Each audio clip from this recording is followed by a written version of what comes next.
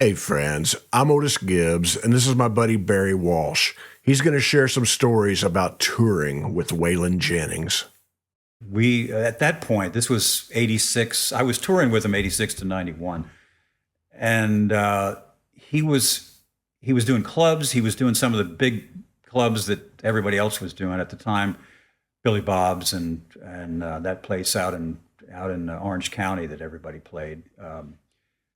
But he was also doing opening.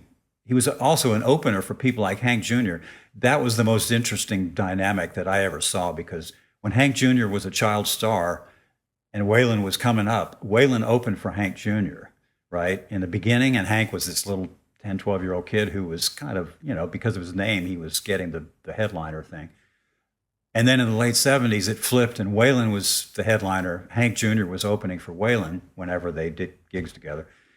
And then it flipped again in the 80s. In the mid-80s, Hank's, Entertainer of the Year 3-4 years in a row, and Waylon was opening for him. So it flipped around all these times. But, they went back so far that it didn't matter, It was just, and then there were a lot of gigs with Willie, a lot of gigs opening or co-billing with Willie.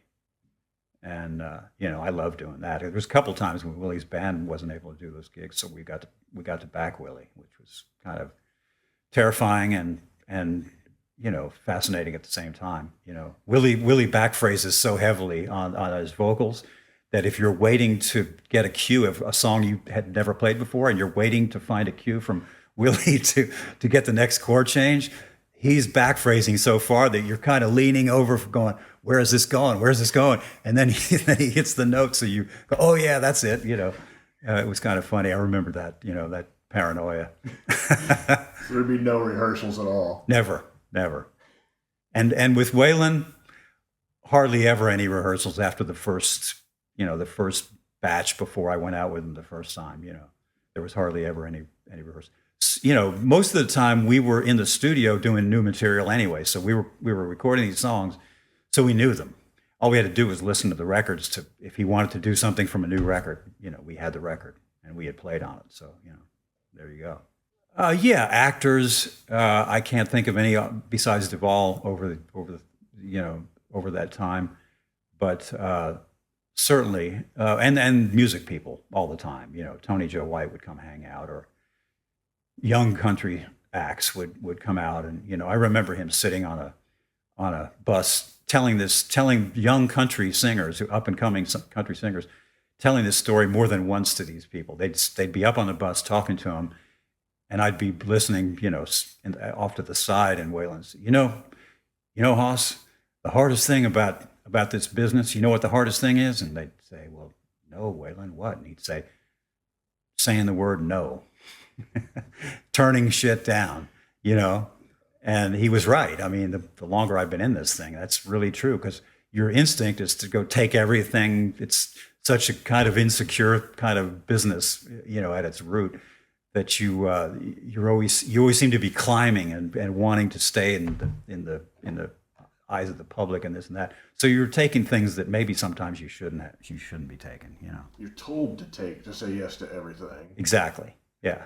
And he was good about that. He was like, nope, not going to do that.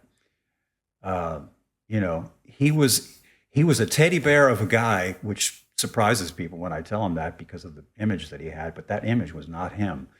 He was a sweet guy, a teddy bear, and he loved. I had a son when I was playing with him, and he loved that. He loved my son Brennan, and when he was about 3 and 4 years old, he used to come out of the bus, on some of the short tours, and so that was really fun. But he really was, thoughtful, intelligent. He had this innate intelligence and a really great reader of personalities. He had a bullshit radar thing that was like off the charts. He could tell when somebody was putting him on or coming on to him or wanting something from him. That's a good quality to have. It's a great quality, and it just came from interacting with people for so many years. And also those defenses that you have up when you're a star. You get really good at your defenses because you have people coming at you all the time for favors and this and that, So he was really good about that. But he could really, really turn on somebody really quickly. I saw a few times that. There was a promoter in the UK named Mervyn Kahn, who was kind of infamous in the 80s. He put on these big package shows. I did 3 of them. I did one with Waylon, and I did a couple more with other people in the early 80s. But he was really infamous for kind of like being shady and stuff. I think he later went to prison for some kind of dodgy sexual abuse thing that he was, accused of, and I think he was convicted of that. But anyway, in the this was in '89. This happened. For some reason, Waylon was booked to do the tour, the big package tour in '88 with him, and I can't remember why it didn't happen. But anyway, it didn't happen. And I remember in '89 we did go do that gig and that tour. And when we played at Wembley in London, I was standing next to Waylon when Mervyn Kahn, the promoter, came up to him and was introduced to him and met him for the first time. And Waylon just looked at him, and Mervyn Kahn stuck his hand out, and Waylon just kind of went and walked away and didn't shake his hand. Whoa, that's the guy that's paying you. That's pretty good stuff. Actually, I mean, on the bus, I did see him like quite a few times just go off, and he would get pissed off about something, and if he wanted something, he'd yell at Jessie to get him something, like, Jessie, get me this, get me that. And she would get it to him because she was really good about placating him and keeping him happy and this and that. But the one time when I saw him go off on somebody, and it was on a package on a show where we were opening for Hank Jr. at I think it was Cincinnati, and at an arena, and it was being filmed for a pay-per-view event live.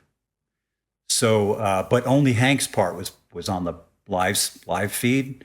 So Hank was doing a live pay-per-view thing on cable, and Waylon was the opening act, and it was in an arena. And so Waylon, he did like 4 songs, and during those 4 songs, the camera operators were getting their settings to do the Hank part, where they were actually going to film, but they were using us as kind of the setup, the rehearsal for the cameras and the blocking and the setup. And after about 4 songs, Waylon was like, "This is bullshit. I'm not doing this anymore."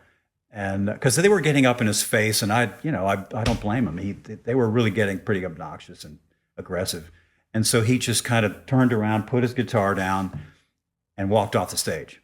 And after like the 4th or 5th song, so we're looking at each other and we're going, "What the hell?"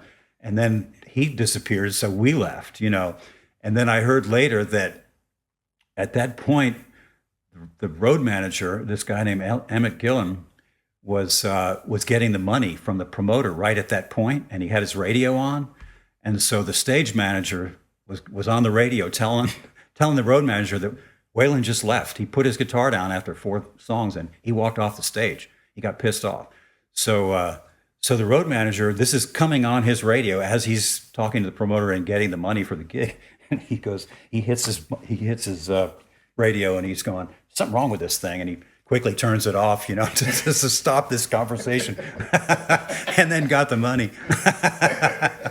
And then Waylon, was in a rage after that, those sons of bitches, and then we all just got on the bus and split, and I think he made his, he made his intention known to Hank Jr. that he was not happy about this situation. It wasn't Hank's fault; it was the production, But the other time was we played at a wrestling match in an arena as the entertainment before a wrestling match. And so I can't remember where this was, Virginia or West Virginia or somewhere. So we're in this arena, and we get up there for sound check, and the first thing we notice is that the seats in front of the stage are all pointed away from us, because they're pointed at the ring where the wrestling match is going to happen, not at us. So we get up there, and Waylon comes out. He didn't do the sound check, which he didn't a lot of the time, but he came out for the show and looked around, and the people are facing away from him, like to the side. I mean, like 90 degrees away or something. And he just went, this is bullshit. I'm never doing this again. You know, he did the show, but he was like raging about it later. So that's bullshit. I'm not doing that again. You know, there was no mistake in the fact that the music was the second act was over here off to the side. You were not the main. And Waylon was not used to that. He was not used to being, you know, playing second fiddle to somebody. And, you know, and honestly, who really wanted to be the second fiddle to a wrestling match? I mean, you know, nobody was into it. And I mean, of us, you know. So I think that was the one and only time we did that. Did Waylon like wrestling at all? No, he liked boxing. He was a huge boxing fan. I remember him renting rooms in hotels, like not convention rooms, but meeting rooms in hotels to watch like Tyson fights, because Mike Tyson was kind of the guy then. And so if he had a fight and we were on the road, Waylon was gonna watch it somehow, you know. And it was great. We got the feed. We got the live feed. It was usually cable, you know. And, yeah, he was a big fight fan. I've read stories that he was friends with Muhammad Ali. I think that's right, yeah. And that makes sense to me, you know. I mean, he had a lot of respect for Ali. If you'd like to hear more Waylon Jennings stories, just click on the link in the upper right-hand corner of your screens. And tell me down below what your favorite Waylon Jennings song is. Subscribe to this channel, and I'll see you somewhere down the road. Much love to you.